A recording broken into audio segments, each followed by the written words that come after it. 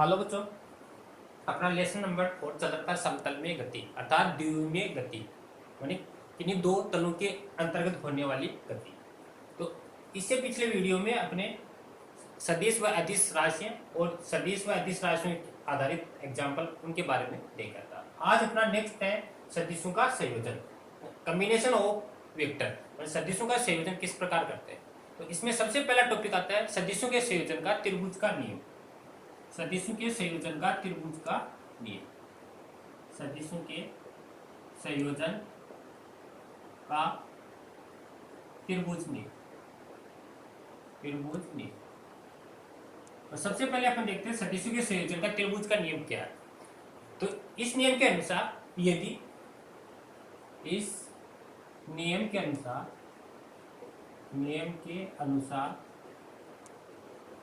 यदि दो क्रमागत सदिश दो सदिश किसी त्रिभुज की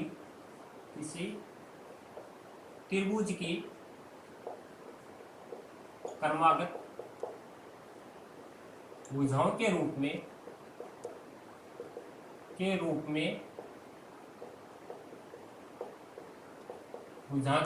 प्रदर्शित है तो तीसरा सदिश विपरीत क्रम में परिणामी सदिश के परिमाण व दिशा को प्रदर्शित करता यह आपका त्रिभुज के संयोजन का नियम है। इस नियम के अनुसार यदि कोई दो सदिश है किसी त्रिभुज की क्रमागत भुजाओं के रूप में प्रदर्शित करें तो तीसरा जो सदिश है वह विपरीत क्रम में परिणामी सदिश के परिमाण व दिशा को प्रदर्शित करता है। कैसे? जैसे मान लो कोई एक सदिश दे रखा आपको P, ये सदिश है P, ये A B भुजा है इसकी। दूसरा कोई एक सदिश दे रखा है जैसे ये B C मान लिया, ये सदिश है Q। वो कोई एक तीसरा सदिश दे रखा है अपन को R। तो अब इन तीनों को आपस में इसका कॉम्बिनेशन किया जाए तो ये इसकी पूंछ है, ये शीर्ष है, तो दूसरे सदिश का पूंछ है इसके शीर्ष से जुड़ेगा अर्थात मानी सदिश P मानी A B। यहाँ से दूसरा सदिश है P, ये Q। अब ये दो सदिश तो क्रमागत हो गए। तीसरा सदिश ये R है, ये विपरीत क्रम में ये विपरीत क्रम हो गया इसका। विपरीत क्रम में इसके परिणामी सदिश के परिमाण व दिशा को प्रदर्शित करता है अर्थात इसको लिखेंगे ए बी सदिश प्लस बी सी, ये सी है, बी सी बराबर क्या होगा ए सी, या इसको लिखेंगे सदिश पी प्लस क्यू बराबर आर, आर बराबर पी प्लस क्यू। ये दो क्रमागत भुजाएं, ये तीसरी क्या है इसके परिमाण व दिशा को प्रदर्शित करती है। तो ये पहला था सदिशों के संयोजन का त्रिभुज का नियम। इसके बाद में दूसरा आता है सदिशों के संयोजन के समांतर चतुर्भुज का नियम।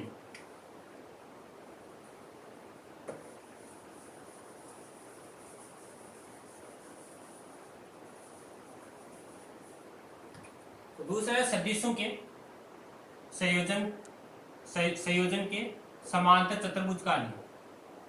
समांतर चतुर्भुज का नियम ये काफी मोस्ट है, इसी पर आधारित क्वेश्चन आते हैं। तो सदिशों के संयोजन के समांतर चतुर्भुज का नियम।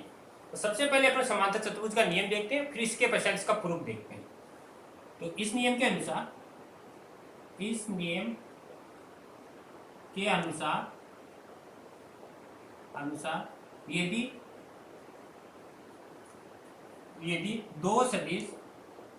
यदि दो सदिश किसी समांतर चतुर्भुज की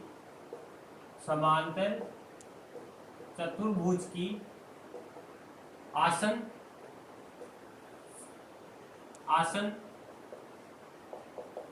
भुजाओं के रूप में है तो इनके काटन बिंदु से गुजरने वाला विकिरण, काटन बिंदु से गुजरने वाला विकिरण परिणामी सदिश के परिमाण व दिशा को प्रदर्शित करता है। यह आपका समांतर चतुर्भुज का नियम। इस नियम के अनुसार यदि कोई दो सदिश है किसी समांतर चतुर्भुज की आसन भुजाएं, आसन का मतलब क्रमागत भुजाएं के रूप में है, तो इनके काटन बिंदु से गुजरने वाला विकिरण परिणामी सदिश के परिमाण व दिशा को प्रदर्शित करता है। जैसे जैसे डायग्राम के रूप में देखिए, जैसे ये कोई एक समांतर आपकी भुजा है, सदिश है P, दूसरा सदिश है ये आपका है Q। ये दो सदिश हैं, ये क्रमागत भुजाएं हैं, जिसको नाम दे देते हैं अपन, ये A, ये B, यहाँ पर C आएगा, ये D। ये दो क्रमागत भुजाएं हैं, समांतर चतुर्भुज की आसन भुजाएं हैं। अब इस आसन भुजाओं के रूप में है तो काटन बिंदु, ये काटन बिंदु है, ये इसका कहलाता है विकिरण। काटन बिंदु से गुजरने वाला विकिरण परिणामी सदिश को अपन R से प्रदर्शित करेंगे, परिमाण व दिशा को ये प्रदर्शित करेगा। अब जितनी भुजा ये P होगी उतनी भुजा ये होगी, इसको भी P होगी। ये क्यों है, तो ये भी भुजा आपकी क्या होगी, क्यों होगी।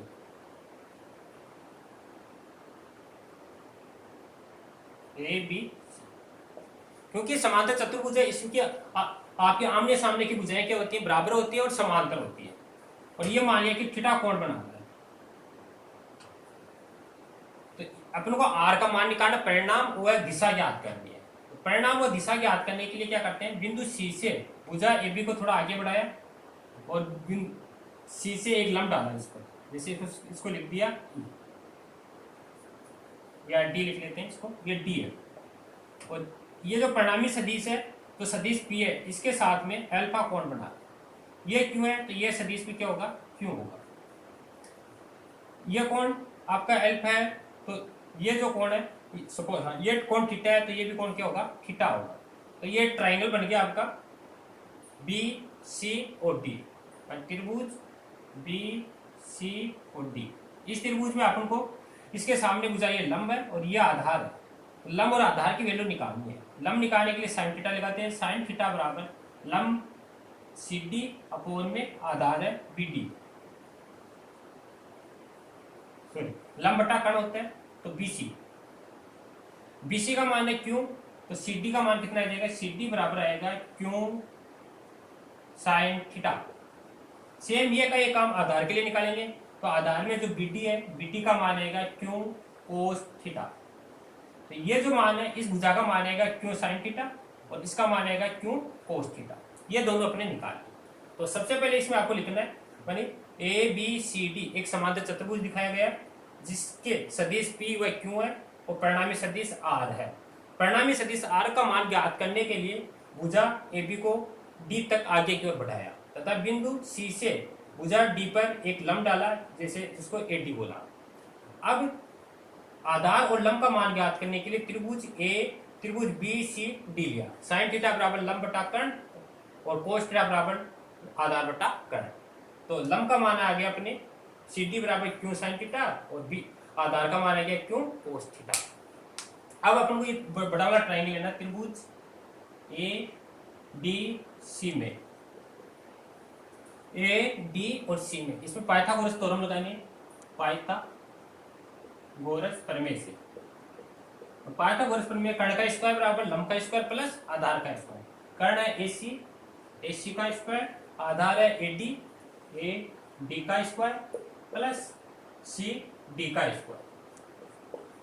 AC है, AC का मान है R, तो यहाँ लिखेंगे R का स्क्वायर बराबर AD को लिखेंगे AB प्लस BD का स्क्वायर प्लस CD का स्क्वायर। AB है, AB का मान है P plus Q cos theta, P plus Q कोस थीटा और इसका मान है Q साइन थीटा।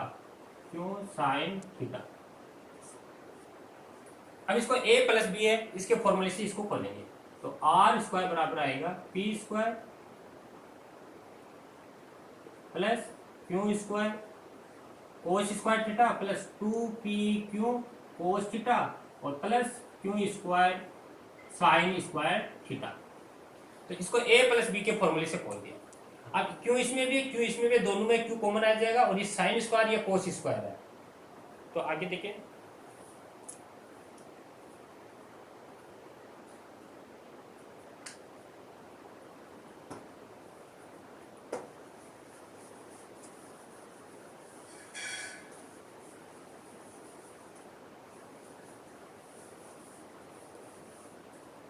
तो इस इक्वेशन को दोबारा लिखें, आर स्क्वायर बराबर P square plus Q square, इसमें है कोस स्क्वायर इसमें साइन स्क्वायर, ये कॉमन ले लिया, sign square theta plus cos square theta plus 2pq और कोस थीटा। और ये एक सरल समीकरण होती है, sine square plus cos square बराबर होता है 1, sign square theta plus cos square theta बराबर 1। तो ये आएगा आर स्क्वायर बराबर P square plus Q square plus 2pq cos theta. ये किस में चाहिए, या फिर इसका परिणाम के रूप में लिखें, P square plus Q square plus 2pq cos theta का अंडर रूट। तो ये जो समीकरण है इसको बोलते हैं परिणामी सदिश का परिमाण, परिणामी सदिश का परिमाण। ये परिणामी सदिश के परिमाण को प्रदर्शित करती है। अब अपने को दिशा निकालनी है, तो दिशा के लिए वही ट्रायंगल अपने जो बनाया था उसमें वापस लेना दिशा। दिशा tan थीटा में निकलती है, तो त्रिभुज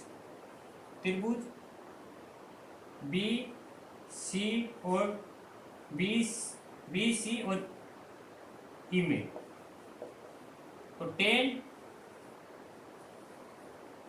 या पूरा ले लेते हैं ए ई व सी में, तो टेन अल्फा बराबर लंब बटा आधार होता है, और लंब अपने पास ई सी और अपोन में आधार है ए ई, तो टेन अल्फा बराबर ई सी और ए ई है, ए को अपन लिखेंगे ए बी प्लस बी ई।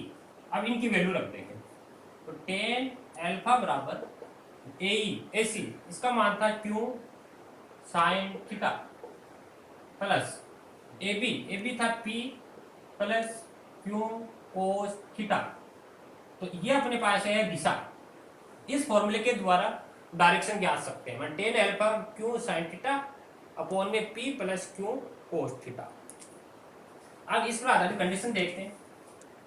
यदि पहली स्थिति है, यदि दोनों सदिश P और Q एक दूसरे के लंबवत हैं, यदि दोनों सदिश एक दूसरे के लंबवत हैं, P लंबवत है Q के, लंबवत का मतलब ये इधर P है इधर Q है, लंबवत है, तो थीटा बनेगा आपका 90 डिग्री, और 90 होगा तो कोस 90 का मान होगा 0, और साइन 90 है, साइन 90 का मान होगा 1। तो इस फॉर्मूले में कोस 90 की जगह थीटा की जगह 90, कोस 90 का मान 0। परिणामी सदिश आएगा r बराबर पी स्क्वायर प्लस में क्यू स्क्वायर, ये परिणामी सदिश आएगा। यहाँ पर रखेंगे थीटा की जगह 90, कोस 90 का मान 0, ये पूरी वैल्यू 0, तो r बराबर आएगा P square plus Q square. अगर डायरेक्शन देखें टेन अल्फा, तो यहाँ 90 देखेंगे तो क्यू इसका मान 1 और इसका मान 0 हो जाएगा, तो क्यू अपोन में p, ये आपकी डायरेक्शन है। तो अब अपन क्वेश्चन देखते हैं इस पर आधारित। जैसे कोई दो सदिश है, एक सदिश है आपका P बराबर दे रखा है 2 न्यूटन या 3 न्यूटन ले लेते हैं। दूसरा सदिश दे रखा है Q और इसका मान दे रखा है 4 न्यूटन, और दोनों सदिश एक दूसरे के लंबवत हैं, तो परिणामी सदिश एवं दिशा ज्ञात करो। तो एक दूसरे के लंबवत है, तो थीटा बनेगा 90, और 90 होते ही कोस 90 का मान 0, साइन 90 का मान 1। तो इसके लिए अपन डायरेक्ट ये फॉर्मूला यूज करेंगे। तो r बराबर आएगा p की जगह लिखेंगे 3 का स्क्वायर प्लस q की जगह लिखेंगे 4 का स्क्वायर, तो 9 प्लस में 16, तो ये आएगा आपका 25 और 25 इसका वर्गमूल निकालेंगे तो 5 न्यूटन। तो अगर परिणामी सदिश है, इसका परिणामी सदिश का परिणाम आएगा 5 न्यूटन। अब डायरेक्शन मुझे आपसे दिशा, तो दिशा के लिए फॉर्मूला है टेन अल्फा। क्यों है, क्यों की जगह आपको 4 दे रखा है, 4/3। तो अल्फा बराबर आएगा 10 इनवर्स 4/3। तो इस तरह अपन जो भी न्यूमेरिकल क्वेश्चन है समांतर चतुर्भुज पर आधारित कोई भी दो सदिश दे रखे हैं और अगर लंबवत है या विपरीत क्रम में है या एक ही अक्ष पर स्थित है तो इस फॉर्मूले के द्वारा अपन सोल्व कर सकते हैं। इस पर आधारित अपन नेक्स्ट क्वेश्चन देखते हैं एक और।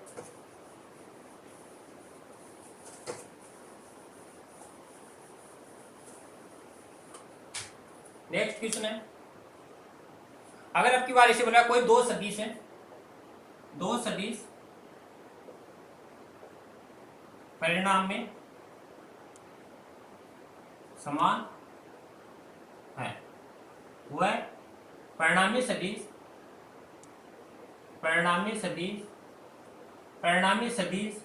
भी इनके समान है, तो इनके मध्य बना कोण ज्ञात करो,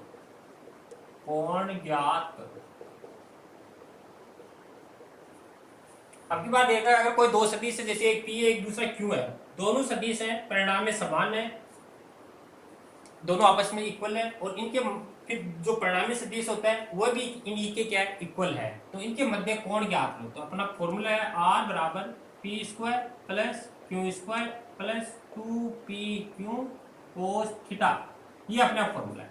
अपन को दे रखा है P बराबर Q, ये आपस में इक्वल है, तो परिणामी सदिश है R, ये भी क्या है, इन्हीं के इक्वल है, तीनों आपस में इक्वल है। तो इसमें P Q की जगह अपन एक राशि ले लेते हैं, जैसे R ले लेते हैं, R बराबर R² प्लस R² प्लस 2, यहाँ पर R तो R² और cos थीटा। R² यहाँ पर तीनों तरफ में कॉमन लेंगे और कॉमन लेके कैंसिल हो जाएगा, R² 1 प्लस 2 cos थीटा, तो ये कैंसिल, तो इधर 1 बराबर 1 2 प्लस 2 cos थीटा, तो 2 कॉमन ले लेंगे तो 1 प्लस में cos थीटा, 2 का इधर डिवाइडेशन कर देंगे तो 1 प्लस में cos थीटा बराबर 1/2, cos थीटा बराबर 1/2 माइनस में 1, तो cos थीटा बराबर आएगा -1/2, और माइनस में 1/2 कोस में होता है 120 डिग्री का मान, तो cos थीटा बराबर cos 120 डिग्री, cos से cos कैंसिल, थीटा बराबर आएगा 120 डिग्री। अर्थात जब दो सदिश दे रखे हैं, दोनों सदिश परिणाम में समान है और एवं परिणामी सदिश है वह भी इनके अगर इक्वल है तो इनके मध्य जो कोण होगा वो होगा 120 डिग्री का। तो ये अपनी थी आज सदिशों के संयोजन का त्रिभुज का नियम, और इसके बाद में सदिशों के संयोजन के समांतर चतुर्भुज का नियम, और इस पर आधारित अपने एक दो एप्लीकेशन देखी है। तो थैंक यू बच्चों।